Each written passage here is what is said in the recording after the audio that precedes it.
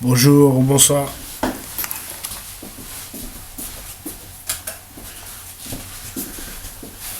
J'espère que tout le monde va bien.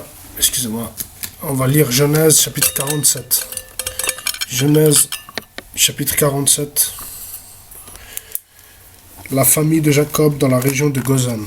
La famille de Jacob dans la région de Gozan. Genèse chapitre 47. Genèse chapitre 47. Je lis pour la gloire de Dieu. Joseph alla avertir le pharaon et lui dit: Mes frères et mon père sont venus du pays de Canaan avec leurs brebis, leurs bœufs et tout ce qui leur appartient. Ils sont dans la région de Gozan. Il avait pris 5 de ses frères et il les présenta au pharaon. Le pharaon leur dit: Quelle est votre occupation? Ils répondirent au pharaon: Tes serviteurs sont bergers, tout comme l'étaient leurs ancêtres. Ils dirent encore au pharaon: Nous, tes serviteurs, nous sommes venus pour séjourner dans le pays, parce qu'il n'y a plus de pâturage pour notre bétail. En effet, la famine pèse lourdement sur le pays de Canaan. Veuille donc autoriser tes serviteurs à s'installer dans la région de Gozan. Le pharaon dit à Joseph: Ton père et tes frères sont venus vers toi. L'Égypte est devant toi. Installe ton père et tes frères dans la meilleure partie du pays, qu'ils habitent dans la région de Gozan. Et tu sais qu'il y a parmi eux des hommes capables. Confie-leur la responsabilité de mes troupeaux. Joseph fit venir son père Jacob et le présenta au pharaon. Jacob bénit le pharaon. Le pharaon dit à Jacob: Quel âge as-tu? Jacob répondit au pharaon: Ma vie errante dure depuis 130 ans. Elle a été courte et mauvaise, et elle n'a pas atteint la durée de ta vie. Elle n'a pas atteint la durée de la vie errante de mes ancêtres. Jacob bénit encore le pharaon et se retira de devant lui. Joseph installa son père et ses frères. Il leur donna une propriété en Égypte, dans la meilleure partie du pays, dans la région de Ramsès.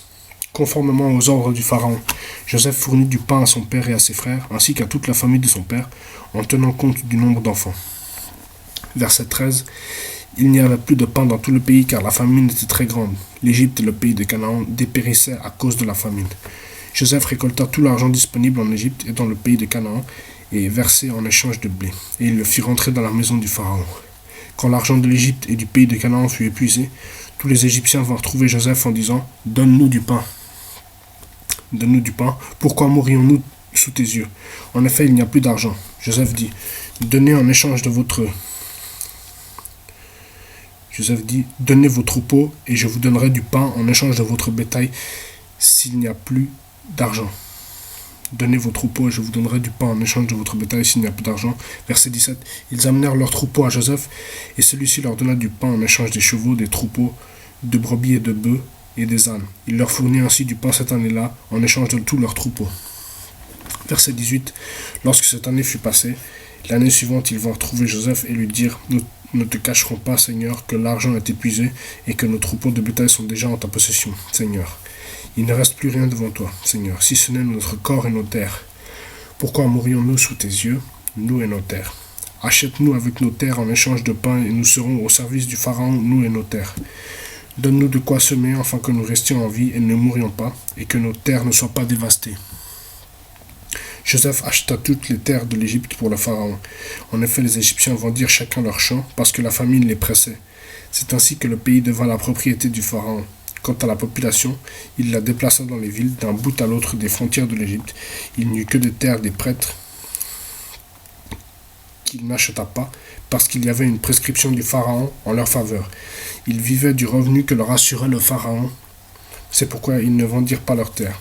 Joseph dit au peuple: Je vous ai acheté aujourd'hui ainsi que vos terres pour le Pharaon. Voici de la semence pour vous et vous pourrez ensemencer le sol. Verset 24. Vous donnerez 1/5 de la récolte au Pharaon et vous aurez les 4 autres parties pour ensemencer les champs et pour vous nourrir pour vos enfants, vous, vos enfants et les membres de votre foyer. Ils dirent: Tu nous sauves la vie. Si nous trouvons grâce à tes yeux, Seigneur, nous serons esclaves du Pharaon. Joseph fit de cela une prescription en vigueur aujourd'hui encore, d'après laquelle 1/5 du revenu des terres de l'Égypte appartient au Pharaon. Seules les terres des prêtres n'appartiennent pas au Pharaon. Verset 27. Quant à Israël, il s'installa donc en Égypte, dans la région de Gozan. Ils acquirent des propriétés, eurent des enfants et devinrent très nombreux. Verset 28. Genèse, chapitre 45, verset 28. Jacob vécut 17 ans en Égypte et la durée de sa vie fut de 147 ans.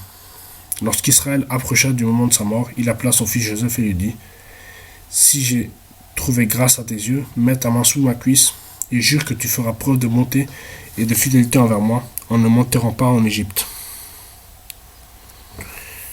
On ne m'enterrera pas en Égypte. Verset 30. Quand je serai couché en compagnie de mes ancêtres, tu me transporteras à l'extérieur de l'Égypte et tu m'enterreras dans le tombeau familial. Joseph répondit, j'agirai conformément à ta parole. Jacob dit, jure-le-moi. Et Joseph le lui jura. Puis Israël se prosterna à la tête de son lit. Amen. Voilà, c'était Genèse chapitre 47. C'est tout pour aujourd'hui. Je vous dis à la prochaine. Ciao.